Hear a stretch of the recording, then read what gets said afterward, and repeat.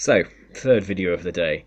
Another slight experimental thing today, because you may have seen that one of the things I do is teaching foreigners English. I teach clients in Poland English since the end of last year, and it's something I really enjoy. I don't do it every day. Today I was supposed to have a lesson or two, but they were cancelled. I've had some cancellations recently. But, no problem. So I thought today I've got a bit of time to do a couple of videos. And today I'm doing a weird word for the day, because there are so many words in the English language that I don't even know. So here's a word for today, and that word is Kelpie. And I didn't know this word. The Kelpie, or the water Kelpie, is a shape-shifting water spirit inhabiting the lochs and pools of Scotland. It's a Celtic legend. However, analogues exist in other cultures, according to this Wikipedia article I'm reading. And it's usually been described as appearing as a black horse-like creature, but it's able to adopt human form, and some accounts state that the Kelpie retains its hooves when appearing as a human, leading to its association with the Christian idea of Satan, as alluded to by Robert Burns in his 1786 poem Address to the Devil. Almost every sizable body of water in Scotland has an associated Kelpie story, but the most extensively reported is that of Loch Ness, and you know the Loch Ness monster and Nessie. So, parallels to the general Germanic neck or nixie and the Scandinavian Bacchahast have been observed. More widely, the weehin of Central America and the Australian bunyip have been seen as counterparts. And the origin of the belief in malevolent water horses has been proposed as originating in human sacrifices once made to appease gods associated with water. But narratives about the Kelpie also served a practical purpose in keeping children away from dangerous stretches of water, and warning young women to be wary of handsome strangers. And they've been portrayed in various forms in art and literature, including recently as two 30-meter high sculptures, made of steel in Falkirk. That was completed in 2013. So the actual etymology of the Scots word Kelpie is an uncertain thing, but it might be derived from the Gaelic calpa or calpeach, meaning heifer or colt, and the first recorded use of the term to describe a mythological creature, then spelled Kelpie, so that's K-A-E-L-P-I-E, appears in the manuscript of an ode by William Collins, composed sometime before 1759, and reproduced in the Transactions of the Royal Society of Edinburgh of 1788. So there are some place names as well: Kelpie Hole and Kelpie Hool, which are reported in the Dictionary of the Older Scottish Tongue as appearing in the 1674 borough records for Kirkcudbright.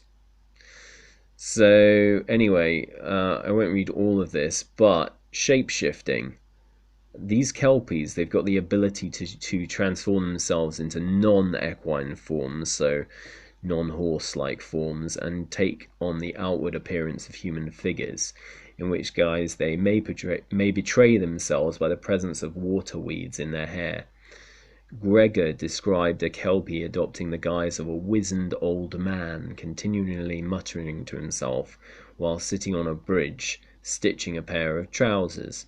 Believing it to be a Kelpie, a passing local struck it on the head, causing it to revert to its equine form and scamper back to its lair in a nearby pond. Other accounts describe the Kelpie, when appearing in human form, as a rough, shaggy man who leaps behind a solitary rider, gripping and crushing him, or is tearing apart and devouring humans, i.e. eating them. So there was this folk tale from Barra which tells of a lonely Kelpie that transforms itself into a handsome young man to woo a pretty young girl it was determined to take for its wife. But the girl recognized the girl recognized the young man as a Kelpie and removed his silver necklace while he was sleeping. So the Kelpie turned back to its equine form straight away. The girl took it home to her father's farm, where it was put to work for a year. And at the end of that time, the girl rode this Kelpie to consult a wise man, who told her to return the silver necklace. The wise man then asked the Kelpie, once again transformed into the handsome young man the girl had first met, whether, if given the choice, it would choose to be a Kelpie or a mortal. The Kelpie in turn asked the girl whether, if it were a man, she would agree to be his wife. She confirmed that she would, after which the Kelpie chooses to become a mortal man and the pair are married. So traditionally these Kelpies, they're male. One of the few stories describing the creature in female form is set at Conan House in Ross and Cromarty. It tells of a tall woman dressed in green, with a withered, meagre countenance, ever distorted by a malignant scowl, who overpowered and drowned a man and a boy after she jumped out of a stream.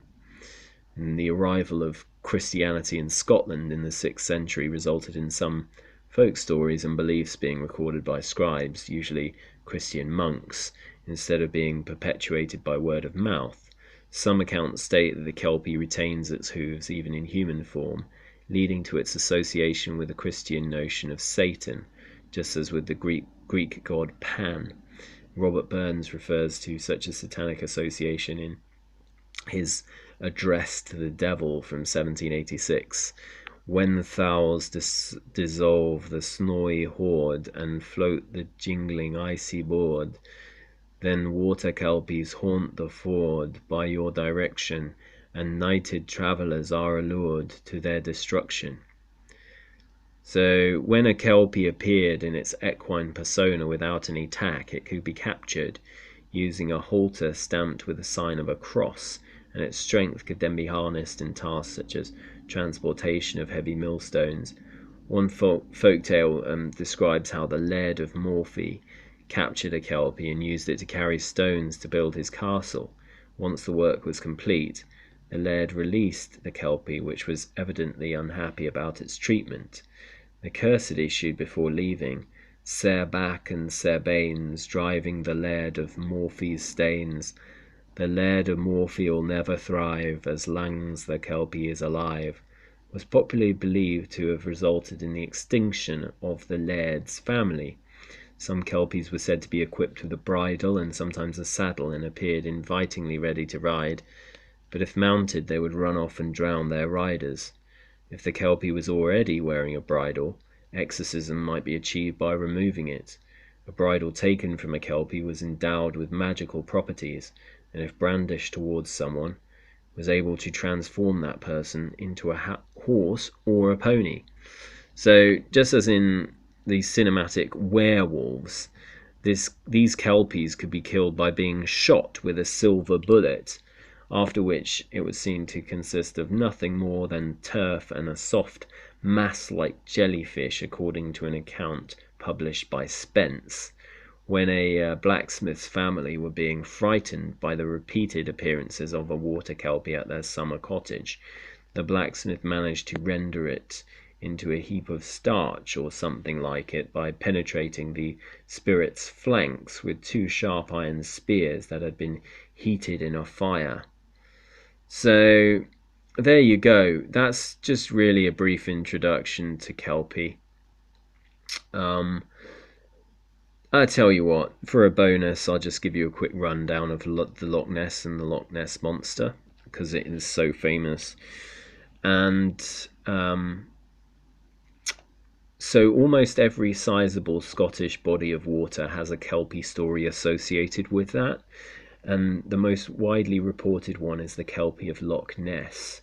Several stories of mythical spirits and monsters are attached to the loch's vicinity, which dates back to 6th century reports of Saint Columba defeating a monster on the banks of the River Ness, and the early 19th century Kelpie that haunted the woods and shores of Loch Ness was tacked up with its own saddle and bridle. A fable attached to the notoriously nasty creature has the Highlander James MacGregor taking it by surprise and cutting off its bridle, the source of its power and life, without which it would die within 24 hours. And as the Kelpie had the power of speech, it attempted unsuccessfully to bargain with MacGregor for the return of its bridle, and after following MacGregor to his home, the Kelpie asserted that MacGregor would be unable to enter his house when in possession of the bridle because of the presence of a cross above the entrance door, but MacGregor outwitted the creature by tossing the bridle through a window, so the Kelpie accepted its fate and left, cursing and swearing.